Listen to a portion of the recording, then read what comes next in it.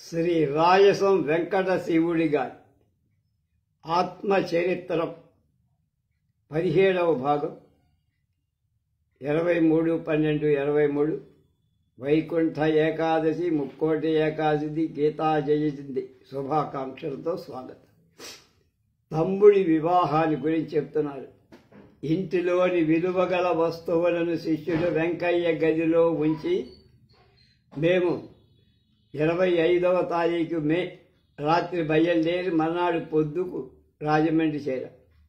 తల్లిదండ్రులను తమ్ముడిని చెల్లెండి చూసి చాలా సంతోషపడ్డా. సాయంకాలం పాపయ్య గారిని చూసి వచ్చా. వారి కుమార్తెను మా తమ్ముడికి చేసుకోవాలని నాకెంతో కోరికగా ఉండేది.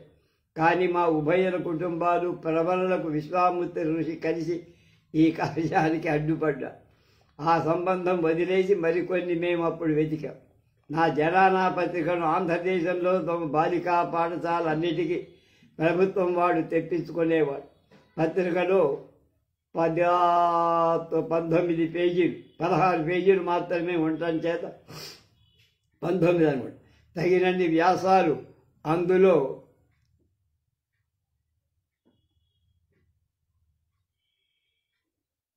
ప్రచురించడానికి వీలయ్యేది కాదు.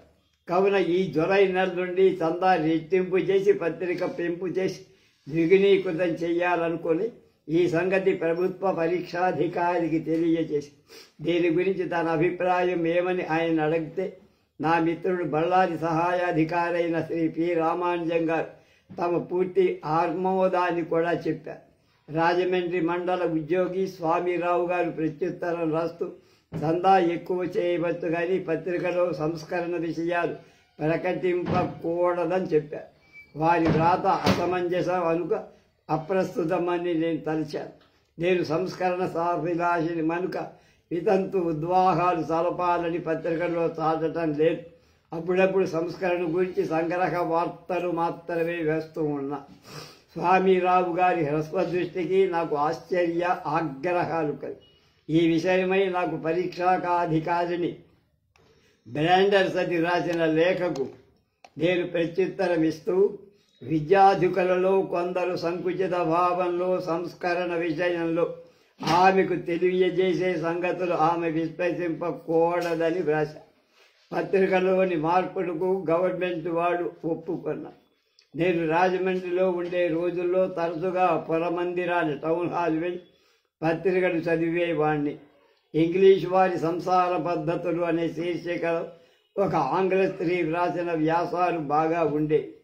నేను ఎక్కడ ఉన్నా నాకు పత్రికా వ్యాస రచన మాత్రం విరామం లేదు. ఆ నెల జనానా పత్రిక వ్యాసాలు రాస్తూ నేను తమ్ముడు జూన్ 8వ తేదీ అంతా గడిపా. మర్నాడు మద్రాసులోని ఫెల్లో వర్కర్ పత్రికలో చిన్న వ్యాసాన్ని వ్రాసి పంపా. మా తమ్ముడు కృష్ణమూర్తి ఇప్పుడు వచ్చిన మొదటి 2 సంబంధాలు మేము అంగీకరించాలా.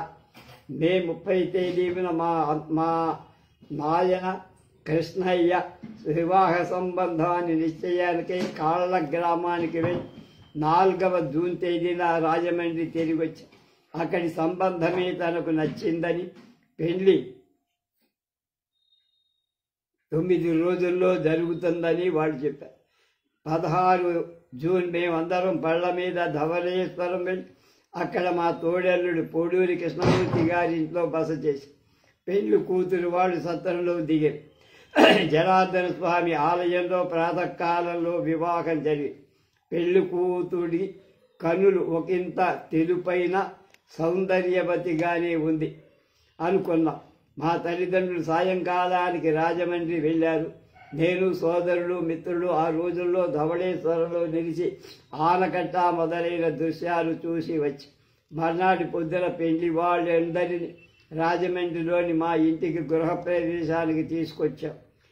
18 జూన్ సాయంకాలం పురమందిరంలో ప్రత్యేక ప్రార్థనా సమావేశ సభ జరిగింది.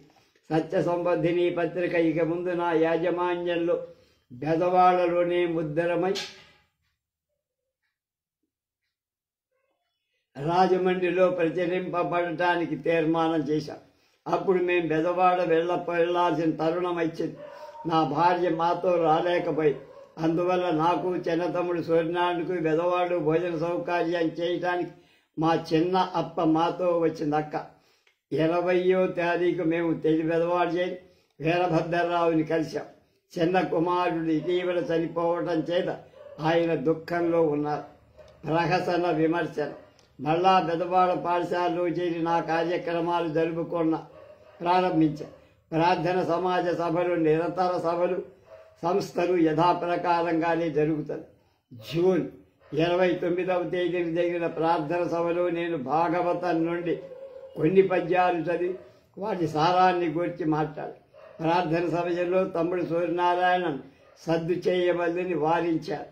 ఆ రోజున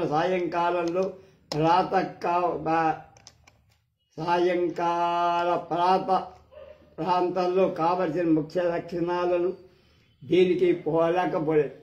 మొదటి సంపుటాల్లో వందు పాఠకులకు రుచి కలిగించడానికి ఆ గ్రంథాన్ని నుతికెక్కిన పంతులు గారి ప్రశసనాలు ముద్రమయ్యాయి. గ్రంథకర్తకు స్థిరకీర్తి సంపాదించిన వాళ్ళ హాస్యయుక్త సంభాషణం ఆ ప్రహసనాల్లో ఉన్నాయి.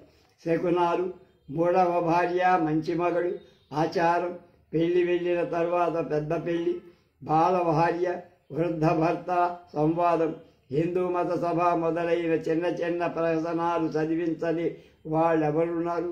ప్రకృత ఆంధ్ర వచనాల్లాగానే ప్రహసనాల రచనకు వీరేశలింగ కవి సృష్టికర్త.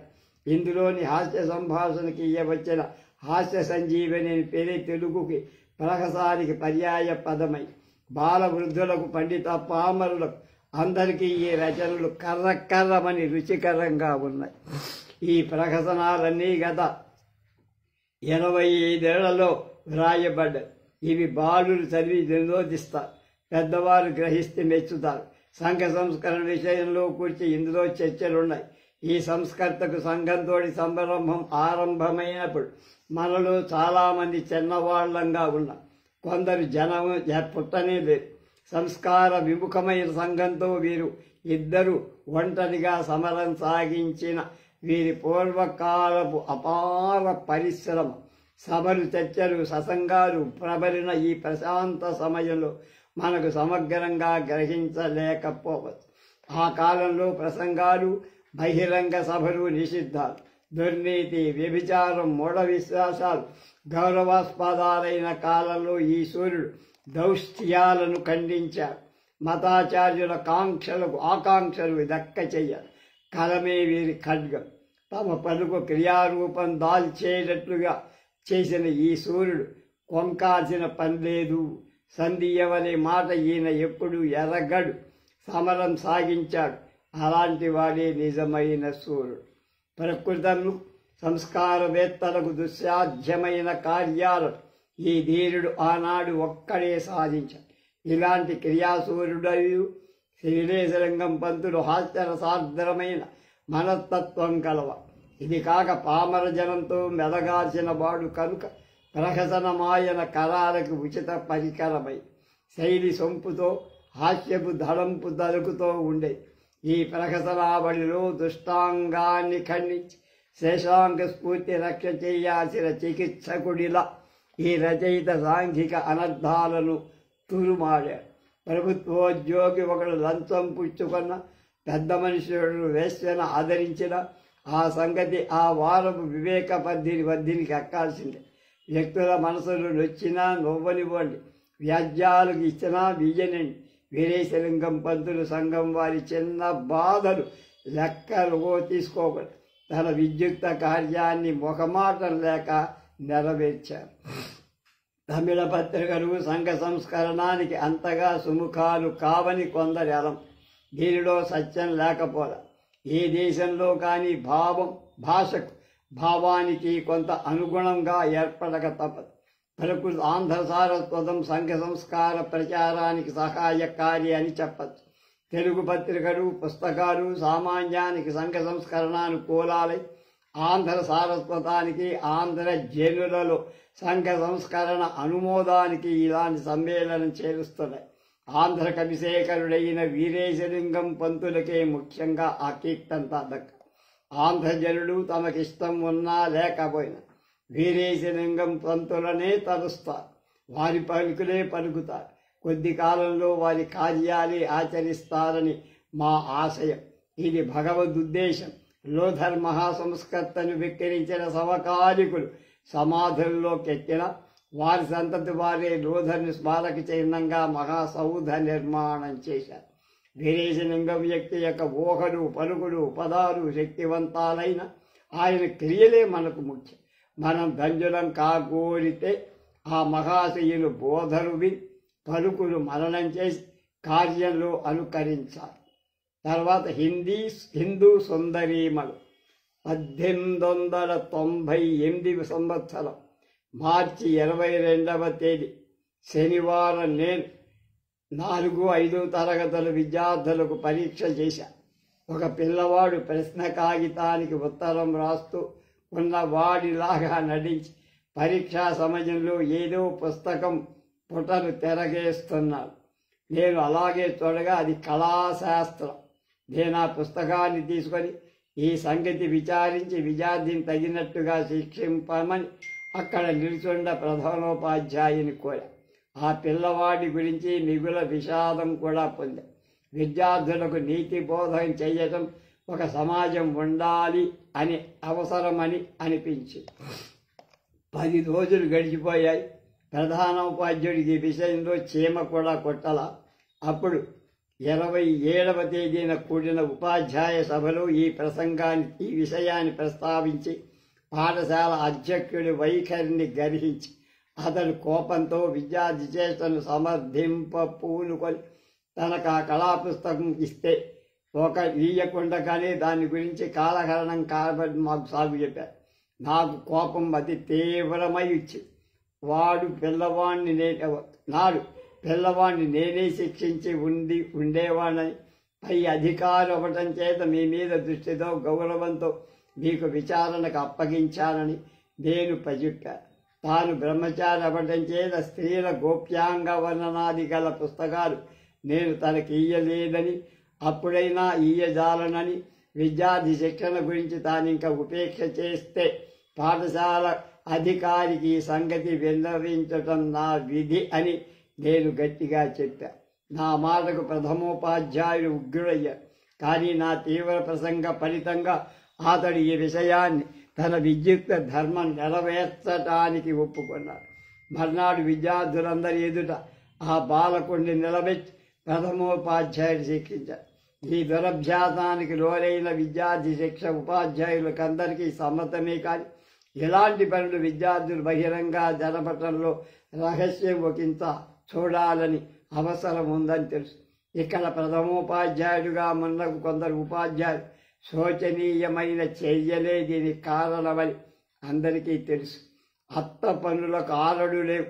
పూత చారిత్రుడైన క్రీస్తు మహాశయుని మత ప్రచారమే ముఖ్యోద్దేశంగా కల ఇలాంటి విద్యాలయంలో నీతి విషయంలో మంచి పేరు లేని బోధకులు నియమించి అధికారులను ఏమనాలి? నాకు ఆ కాలంలో వ్రాత పని మీద ఎంతో ఆసక్తి. ఒక్కొక్కప్పుడు రాత్రి 2 జాములకే నాకు మెలకువ వచ్చి తర్వాత మళ్ళా నిద్ర పట్టేది కాదు. ఊరికే మంచం మీద అంటు పెట్టుకొని పడుకోలేక నేనంత కాలం చేతబట్టుకొని దీపం దగ్గర కూర్చునేవాడు. జనానా పత్రిక సంపాదకుడు అవ్వడం చేత ఆ పత్రికకి ఏదో సదా వ్రాస్తూ ఉండేవాడు. సత్య Samvardhini, fellow worker, Madras standard పత్రికలకు ఆంగ్ల వ్యాసాలు వ్రాస్తూ ఉండే. కానీ వీటన్నిటికంటే సంఘ సంస్కారిణి పత్రిక వ్రాయటంలో నాకు ఎక్కువ మక్కువ. నాకు ప్రియమైన సంస్కరణ గురించి నా ఇష్టం వచ్చినట్టు ఇంగ్లీష్లో వ్రాసి ఆ రచనాన్ని నా పత్రికలకు పంపుతూ ఉండే. ఆ పత్రిక వ్రాయగ కేవల కలము పూనగాని అంటే చేతిలో కలం పట్టుకోగానే ఉత్సాహ ఉద్రేకాలు నాకు కలిగి పొంకమైన పదజాలంతో మంచి వాక్యాల దొంతరలు కారుల మీద దొర్లిపోతూ ఉండే. రాను రాను మృదు హాస్యరసయుక్త అయిన వ్యాస రచన ఆంగ్లంలో నాకు అలవాటైపోయి వ్రాసిన కొలది నా కళానికి తీవ్ర గమనం లభించి ఒక్కొక్కప్పుడు ఆంధ్ర రచనం కూడా నాకు ఉత్సాహకరంగా. కానీ ఇంగ్లీషులాగా తెలుగులో వ్రాసేటప్పుడు సామాన్యంగా నేను స్వతంత్రంగా ఆలోచించనక్కల్లా. మాతృకలైన ఆంగ్ల పుస్తకాలు, పత్రికలు నాకు ఈ సందర్భంగా ఆధారాలు. వాటి నుండి భాషాంతరం చేస్తూనే తెలుగులో చెయ్యటమే తెలుగులో నా ముఖ్య కార్యం. ఇప్పుడు ఈ జూలై నుండి నేను జనానా పత్రికను పొడిగించిన కారణం ఎక్కువగా తెలుగులో వ్రాయాల్సి వచ్చి వెంటనే పుస్తక రూపంలో కొన్ని ప్రతులు కేయటానికి అనువుగా ఉండే గ్రంథం ఏదైనా ఆరంభించడం మంచిదని తోచింది. తాత్కాలిక ఉపయోగానికి పత్రికలకు వ్యాసం వ్రాయటం వ్యర్థ కాలక్షేపం. అలాంటి వ్యాసాలు చదువులకు ఎప్పుడు ఉపయుక్తమై రుచించేవి కావున స్థిర రూపంగా దాల్చే పుస్తక రచనమే నేనిప్పుడు పూనుకొన్నా. ఈ ఒక పని మూలంగా పత్రికా ప్రచురణ, పుస్తక ముద్రణ అనే 2 కార్యాలు నేను సాధించచ్చని అనుకో. జనానా పత్రికలో ఇదివరకు స్నేహితుల పుస్తకాలు ఈ రీతిగా ప్రచురించబడి గృహ నిర్వాహకత్వం అనే పుస్తకం ఈ విధంగానే నా పత్రికలో ప్రచురించి స్త్రీలకు ఉద్దేశింపబడిన పత్రికలో భారతదేశంలో ఇదివరకు ప్రసిద్ధి పొందిన పుణ్యాంగనల కథలుండటం సమంజసం. ఈ మే నెల నుంచి సంచికలో శకుంతల కథ వ్రాసి, అప్పుడు జూలై నుంచి సీత చరిత్ర రాసి, తర్వాత సావిత్రి మొదలైనమాట. ఆ తర్వాత ఏప్రిల్ నాటికి హిందూ సుందరీమణుల చరిత్రముల మొదటి భాగాన్ని పూర్తి చేసి పత్రికలో ముద్రింపబడిన ఈ కథలు వెలువెంటనే పుస్తక రూపం కూడా ప్రచురింపబడ్డాయి. చాలా శ్రమం చేసిన నేను ఈ పుస్తకాన్ని రాశాను. అది వరకు ఈ భారత రామాయణాలు చదివి ఇప్పుడు ఈ కథలకై ఆ పుస్తకాలు నీ మారు మరొక్కసారి సమగ్రంగా చదివాను. అంతేకాక ఒక్కొక్క చరిత్రలో కథకు కోడకు 3-4 పుస్తకాలు కూడా నేను తిరగేయాల్సి వచ్చింది. ఆ పుస్తకాల నుండి రమ్యాలైన పద్యాలు కూడా ఉల్లేఖించాలి. కథలో రసహీనాలైన భాగాలు వదిలేసి వినోదకరాలు, నీతిదాయకాలైన చోట్లని ప్రాముఖ్యమిచ్చేవారు. పురాణ ఇతిహాసాలలో కథాక్రమం సామాన్యంగా మార్చకుండా ఉండేవాడు. నిత్తిలి అరుదుగానే నా సొంత అభిప్రాయాలు చరిత్రలో చొప్పిస్తూ ఉండేవాడు. ఈ కథల్లో ఎలా సీతా ద్రౌపది చరిత్రలు ఉత్కృష్ట. ప్రాచీన కాల హిందూ సుందరులిందరిలో సీతయే శీల పవిత్రతలో ప్రథమ గణ్య. రాముడు సుగుణాభిరాముడే అయిన హృదయేశ్వరి అయిన సీతయడ ఆయన చూపించిన నిరసన, అందుమూలంగా ఆ పుణ్యమతికి ఆపాదిల్లిన శోక కష్టాలు వగవని వాడు. ఈ కథలన్నింటిలో ద్రౌపది చరిత్ర దీర్ఘం. ఈ సుగుణవతి చరిత్ర ఎన్నో అంశాలతో ఇమిడి ఉండటం చేత కథ విపులంగా చేయాల్సిన అవసరమే. పితృ నిర్యాణం అంటే ఆయన తండ్రి చనిపోయారు. విజయదశమి పండుగలకు ఒకసారి మా తండ్రిదండ్రులను చూడటానికి 28 సెప్టెంబర్ రాజమండ్రి వెళ్ళా. అందరూ అక్కడ సుఖంగా ఉన్నారు. మిత్రులందరినీ చూసొచ్చా. మందిరంలో ప్రార్థన జరిపా. స్నేహితుల పాపయ్య గారి పోలవరం సంస్థానాధికారి ఉద్యోగం అవటంతో అభినందనలు తెలుపుతూ ఒక తీర్మానం కావించాం. మర్నాడు అత్తగారు మొదలైన బంధువులు చూడటానికి వెళ్ళారు. నాకు రాజమండ్రి కళాశాలలో ఉద్యోగం దొరుకు అనే ఆశం ఇప్పటికీ తొలగిపోలా. 20వ తేదీ తల్లిదండ్రులు సోదరులు బెదవలేక విడిచి రైలెక్కి బెదవాడ చేరా. ఆ రోజుల్లో బెదవాడ పఠనాలయంలో లైబ్రరీలో సాయంకాలం చేట్లాడడం పెద్ద మనుషుల సంప్రదాయమై అది నాకు తక్కిన సంస్కారపరుల మిత్రులకు సరిపడ. దీనిపై నిరసిస్తూ నేను పత్రికలకు రాసి వీరభద్రరావుకు ఒక ప్రసనం కల్పించారు. మా వ్రాతలు సభ్యులకు కష్టంగా అనిపించి మా వ్యాఖ్యానం అసమంజాలని ఒక బహిరంగ సభలో అధ్యక్షుడు చెప్పారు. నా గృహ నిర్వాహకత్వం ఇదివరకే ప్రకటింపబడిన ముద్రితమై ఉన్న మారుబెతులు వేగమే విక్రయమవటం చేత కొన్ని మార్పులు చేసి 2వ కూర్పును పుస్తకంగా మద్రాసు పంపారు. కానీ సొమ్ముల గురించి చిక్కువలన అచ్చుమని అప్పుడని నేను అక్టోబర్ 5వ తేదీన టెలిగ్రామ్ పంపిన ముద్రాలయాధికారి పుస్తకాన్ని ముద్ర వేయటం మానేలా. ఆ కాలంలో నా గ్రంథ పఠన వైపరీత్యం నా దినచర్య పుస్తకాల్లో ఈ క్రింద ఉల్లేఖనం వల్ల తెలియగలదు. 1898 అక్టోబర్ 6 గురువారం లండన్ నగర రహస్యాల్లోనూ కార్లైల్ భూతవర్తమానాలు కొన్ని పుటాలు చదివా. మార్కస్ అరీలియస్ మననాలు, సెనికా నుండి ఉల్లేఖనాలు అనే పుస్తకాలు కూడా చదవటానికి తీసుకొని ఉత్కృష్టాలు నికృష్టాలైనటువంటి పరస్పర విరుద్ధ విషయాలు సమాన ప్రేమంగా నా ఆత్మ క్రోలటానికి కారణం నాకే తెలియదు. రైనాల్డ్స్ని విషయ వాంఛా వర్ణాలతో కారులై అరీరియస్ను తత్వశాస్త్ర విషయాలు నాకు హృదయాన్ని ఆమోదాలి. హైదరాబాద్ ప్రాంతం నుండి ఆ రోజుల్లో బెజవాడకు ఒక స్వాముల వారు వచ్చారు. ఆయన గొప్ప మహాత్యం గలవాడని అనుకున్నారు జనం. స్వామివారిని దర్శించుకొని 15 అక్టోబర్ శనివారం వేకువని కామశాస్త్రి వీరభద్రరావు గారు వెంటరాగా నేను వెళ్ళా. అమ్మ ఒక మంచినీళ్ళు పంపించు.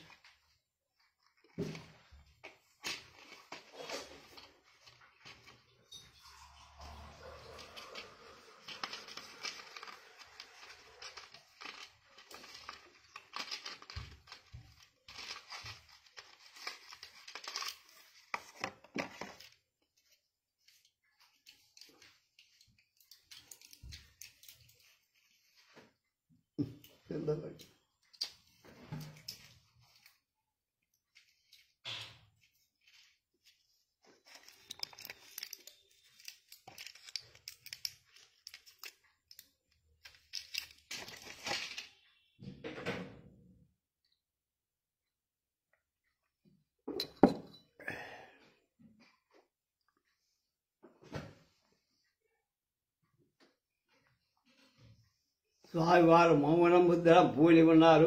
వారికది కొనివచ్చిన పెదవాడ వాసులు గోవిందరాజు రామప్ప గారితో మేము మాట్లాడాం. స్వామివారు తమ వయస్సు 100 సంవత్సరాలని చెప్పారు. ఆయన నిరసన భక్తుడు కూడా. ఆ సెలవు రోజుల్లో కొందరు మిత్రులతో కలిసి ఒకనాడు కొండపల్లి వెళ్ళాం. పర్వత శిఖరమైన ఒంటి మన్యాన్ని చూశాం. అక్కడి ప్రతి ప్రకృతి దృశ్యాలు అత్యంత రమణీయంగా ఉన్నాయి. 9 నవంబర్ నాటికి దినచర్యలు ఇలా ఉంది. రాబోయే సంవత్సరంలో వెంకటరత్నం గారు నోబెల్ కళాశాల నుండి వెళ్ళిపోతారనే దుర్వార్త వినబడింది. నాయుడు గారు బ్రహ్మ సమాజ ప్రచారానికి అమితోత్సాహం కలిగి ఉండడం, కళాశాల అధ్యక్షుడైన క్లార్క్ ధరకు ఇష్టం లేకపోవడమే దీనికి కారణం. నేను నాయుడు గారికి ఒక ఉత్తరం రాసి, పూర్వం మేము అనుకున్న ఆస్తిక పాఠశాల ఇప్పుడు నెలకొల్పకూడదా అని అడిగా. ఆకాశం మేఘావృతం అవ్వడం చేత నేడు దుర్దినం. మిత్రుడు నా ఆయుడు గారి గురించి దుఃఖవార్త వినటం వల్ల నా మనసు నేడు దుర్దినమే. ఇటీవల మా తల్లి తరచుగా వ్యాధి పీడిత అవుతోంది. మా తండ్రి మాత్రం సామాన్యంగా ఆరోగ్య భాగ్యం అనుభవిస్తూనే ఉన్నాడు. కానీ 7వ తేదీ 6వ తేదీ నవంబర్ మా తండ్రికి జ్వరం వచ్చిందని తమ్ముడు వెంకట్రామయ్య రాశాడు. ఈ రోజున వర్షం కురిసింది. నేను వ్యాకులంగా ఉన్నా. ఆనాటి రాత్రి 9 గంటలకు రాజమండ్రిలో మా తమ్ముడి దగ్గర నుంచి నాకు టెలిగ్రామ్, మా తండ్రికి వ్యాధి అధికమయ్యింది అని. తమ్ముడు సూర్యనారాయణ వెంట తీసుకొని రాత్రి రైల్లో బయలుదేరా. దారి పొడుగునా మా తండ్రి గురించిన దుఃఖమైన తలంపులు నా మనస్సులో చీకాకు పడిచాయి. మర్నాడు పొద్దున మేము రాజమండ్రి చేసి ఇంటికి పోయి చూసేటప్పటికే మా నాయన స్పృహ తప్పి వేదన పడుతున్నారు. అందరం ఏడ్చాం. గత రాత్రి గడపడమే దుర్లభమైందని మా వాళ్ళు చెప్పారు. మా తండ్రికి ఏ విపత్తు సంభవించిందో అని మేము భీతిపడ్డాం. భార్యను రమ్మని బెదవాడకు పంపారు. జాగ్రత్తతో మందులిస్తూ మా నాయనకు పరిచర్య చేశాం. మా తండ్రికి సన్నిపాతం అంటే టైఫాయిడ్ కనపడింది. దానికి తోడు ఎక్కిళ్ళు కూడా ప్రారంభమయ్యాయి. దేశీయ వైద్యుడు కృష్ణమరాజు గారి వల్ల లాభం లేదని రమణారావు గారిని ఏర్పరిచాం. ఈ వైద్యుల మార్పు వల్ల రోగికి ఏమి లాభం లేదు. 13 నవంబర్ దీపావళి నాడు మా నాయనకు వ్యాధి ప్రబలమైంది. నాడి క్షీణించింది. జ్వరం తగ్గినా రోగి బొత్తిగా విశ్రాంతి లేక బాధపడుతున్నాడు. 14 నవంబర్ మేము వైద్యాధికారిని తీసుకొని వచ్చాం. వాతం కమ్మిందని, రోగి జీవింపడని ఆయన చెప్పాడు. తండ్రికి అది వరకు ఛాయాపటం తీయనే లేదు. మంచం మీదనే పడి ఉండే రోగి పటం తీయడని ఇప్పుడు ఒక చిత్రగాన్ని కోరాం. అతడొక పటం తీసి అది పాడయ్యానని చాలా రోజుల తర్వాత మాకు చెప్పాడంటే ఫోటో లేదు. శిశువుని పెంచు రీతిని 4 సోదరులను అహర్నిశము జనకుని పరిచర్యలు చేశాం. కానీ ఆయన దేహస్థితి క్షీణదశకు వచ్చింది. ఒక్కొక్క మారు మిల్లు గరిటెడు పాలైన మింగలేక ఆయన స్పృహ తప్పి పడిపోతూ ఉండేవాడు. వెక్కిళ్ళు వచ్చేటప్పుడు మాత్రం కొంచెం తెలివిగా ఉండేవాడు.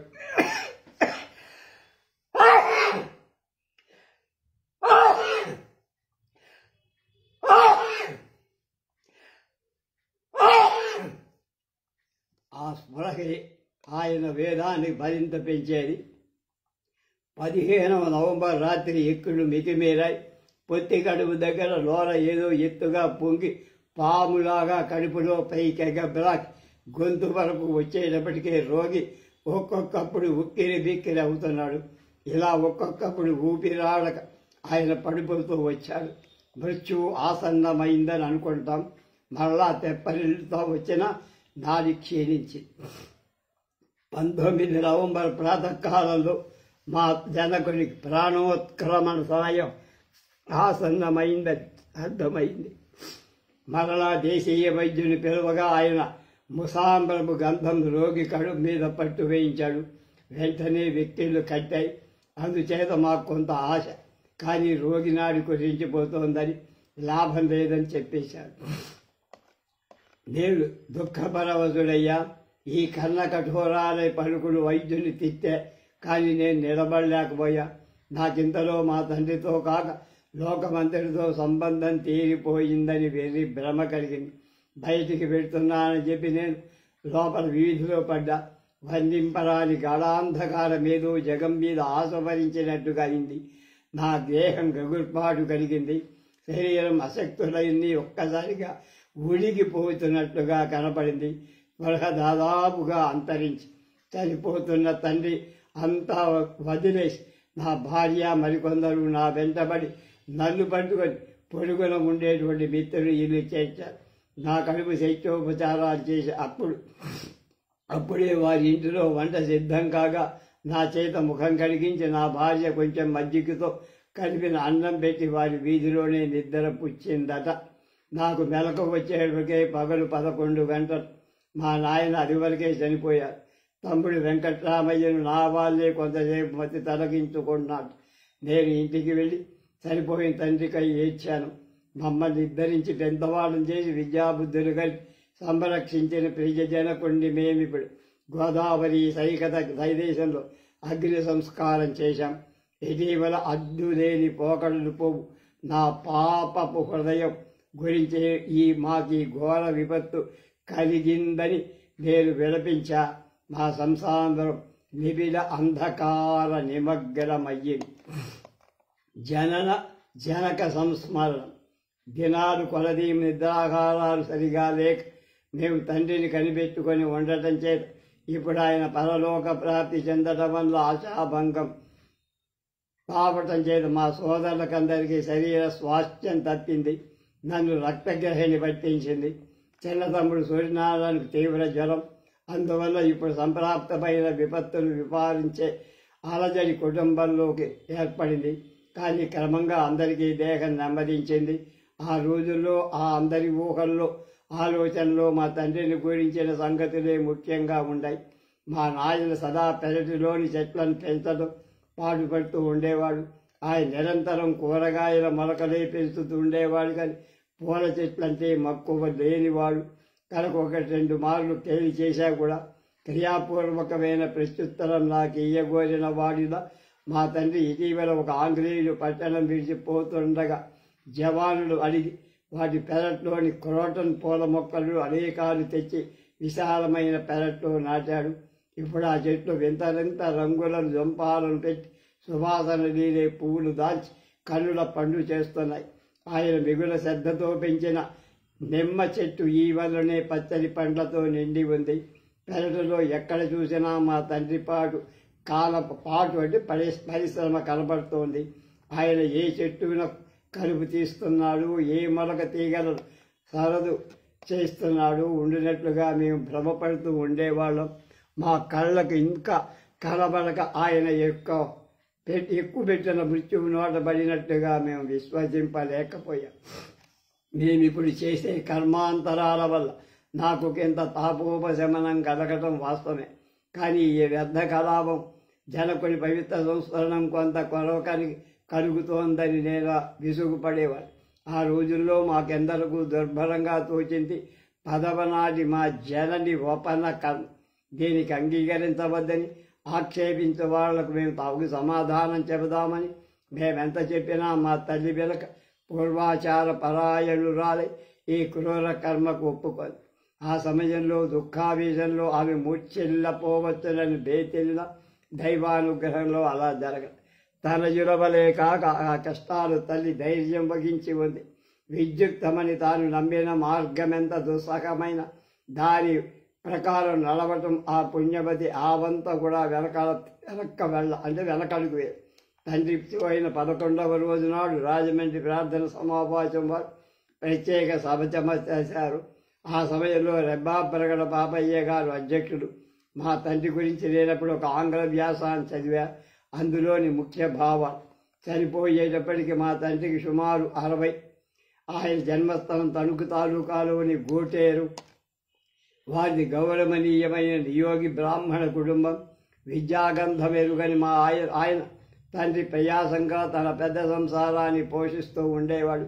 గ్రామానికి ఇంటికి చేరువుగా దగ్గరగా ఉండే పొలాన్ని స్వంతంగా సేద్యం చేసి ఆయన సతీసుతరులను పోషించేవాడు. మా తాత కృష్ణమ్మ గారికి 5గురు పుత్రుడు, 3 పుత్రికలు. ఆయన కష్టాలు నానాటా ఫలించారు. కుమారులు ఒక్కొక్కరే పెద్దవాళ్ళై ప్రయోజకులై కుటుంబ భూషణ భారాన్ని తామే వహించారు. చిన్ననాడు మా తండ్రికి విద్య నేర్చడానికి స్వస్థలానికి అవకాశం లేకపోయింది. కానీ ఆయన ఇంత వ్యర్థకాలక్షేపం చేయక స్వతంత్ర జీవన సంపాద్యం మొదలుపెట్టాడు. విద్య అంతకపోవటంతో యువకులకు జీవనోపాధి కలిగించటై ఆ కాలంలో నరసాపురంలో బోధన అభ్యసన పాఠశాల ఒకటి ఏర్పడింది. మా తండ్రి అందులో చేరాడు. కానీ అందులో బోధించే చరిత్ర, భూగోళం మొదలైన నూతన విషయాలు తలకెక్క కొద్ది రోజుల్లోనే తప్పించుకొని పారిపోయారు. అంతా సర్వే శాఖలో ఉద్యోగం సంపాదించి చాలాసార్లు పని మానేసి మళ్ళా ఉద్యోగం అంతా ఆయన ఆ శాఖలోనే పనిచేశారు. సర్వే ఉద్యోగంలో ఆయన ఆంధ్రదేశమంతటా సంచారం చేశాడు. ఉత్తర జిల్లాలే కాక దత్తర మండలానికి కూడా ఆయన వెళ్ళాడు.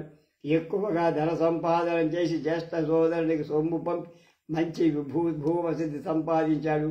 ధన సంపాదన విషయమై తండ్రి తక్కిన తోవ సరైందని చెప్పేవాడని కాను. కుటుంబ పోషణ చేసుకోవడానికి ఎలాంటి ప్రవర్తనమైన కూడుతుందని సమాజ జనులు నమ్మి ఆయన తన చర్యను సమర్థించుకునేవాడు. 1889 తనేరు విద్యాభివృద్ధి కోసం 86 కనుక మా తండ్రి రేలంగి నుండి రాజమండ్రి సంసారాన్ని మార్చాడు. నాకు ఉన్నత విద్య అభ్యసించకుండా ఆంగ్లేయ విద్యా సంస్కారం కలిగినట్లయితే తన కుమారుడు వృద్ధి చెందగలని అని ఆయన గ్రహించి ఆయన వారి విద్య కొరకై పడరాని పాటలు పడ్డాడు. మేము రాజమండ్రిలో చదువుతున్నప్పుడు నెలకు 15 రూపాయల జీతం మీద మా గోదావరి, విశాఖపట్నంలో మండలాల్లో కడు మన్యాలలో తిరుగుతూ ఒక్కొక్కప్పుడు వన్యమృగాల నోట పడ సిద్ధమవు పుత్రుల విద్యాభ్యున్నతికై అపార స్వార్థత్యాగం చేశాడు. కానీ ఇటీవల కొంతకాలం నుండి ఆయన వ్యాధిగ్రస్తుడై ఉద్యోగం లేక ఉండటం వల్ల కుటుంబం అప్పుల పాలై రుణాలు తీర్చివేయటానికి కష్టార్జితమైన భూమి అంతా అమ్మివేయటకైన సంశయించాడు. ఆయన పడిన కష్టాల ఫలితంగా కుమారులలో పెద్దవాళ్ళ ఇద్దరం విద్యా పరిపూర్తి చేసి ఉద్యోగంలో ప్రవేశించాం. కానీ మా కష్టమంతగా అనుభవించకయే ఆయన పరలోక ప్రాప్తి చెందారు. ఈ కష్ట సమయంలో మా హృదయంలో దుర్భర విషాదంచే కలగడుతోంది. ఆయన నేను చెల్లింపాల్సిన విద్యుక్త ధర్మం సంస్మరణమే. పలు విషయాల్లో మేము జనకుడి ఎలా అపరాధులం. మేము హాయిగా ఉన్నప్పుడు ఆయన కష్టాలు పాలయ్యేవాడు. మా కొరకు ఇంతగా పాటుపడిన తండ్రిని తగినట్లుగా సుఖపెట్టలేకపోయామని మేము బాధపడుతున్నాం. ముందు ఆయనకి ఎప్పుడో కట్నం గప్పడు అనే ఆయాసలన్నీ ఆయన మృత్యువు వల్ల బట్టి అడిగాసలు. సంఘ సంస్కరణం గురించి, ప్రార్థన సమాజం గురించి మా తండ్రి గారి దృక్పథం ఎలా ఉండోదో మీరు అడగవచ్చు. ఆయన పూర్వాచార పరాయణుడయ్యో వివిధ ప్రదేశాల్లో సందర్శించిన కారణంతో ఆయన భావాలు కొంత వైశాల్యంగా ఉండేవి. రాజమండ్రిలో తన కుమారులు పెద్దవారిద్దరికీ సంఘ సంస్కరణ సమాజంలో చేరి పాడుతున్నప్పుడు వదంతులు ప్రబలిన ఆయన చీమ కుట్టినట్టుగా కూడా ఉండేవాడు కాదు. పుత్రుల ప్రమాదం మతాభిప్రాయాన్ని ఆయన మంచి సహన బుద్ధి కలిగి ఉన్నాడు.